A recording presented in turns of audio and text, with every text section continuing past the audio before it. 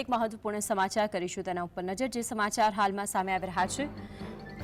લખનૌથી રાજનાથસિંહ ઉમેદવારી પત્ર ભરશે। રાજનાથસિંહ આજરોજ ઉમેદવારી પત્ર ભરવા જઈ રહ્યા છે। લખનૌથી તેઓ અહીં ઉમેદવાર છે ત્યારે રાજનાથસિંહે ઉમેદવારી પત્ર ભરવા જતા પહેલા રોડ શો યોજ્યો છે। ભવ્ય રોડ શોનું આયોજન કરવામાં આવ્યું છે।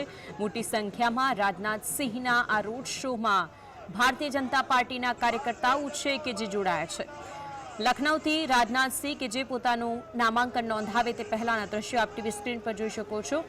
અત્યારે રાજનાથસિંહ કે જેઓ પહોંચે તે પહેલા જ ભવ્ય રોડ શોનું આયોજન કરવામાં આવ્યું છે અને આ રોડ શોમાં મોટી સંખ્યામાં ભારતીય જનતા પાર્ટીના કાર્યકર્તાઓ અને લોકો પણ જોડાયા છે। આકરા તાપમાં પણ લોકો અહીં નજરે પડી રહ્યા છે। આ પહેલા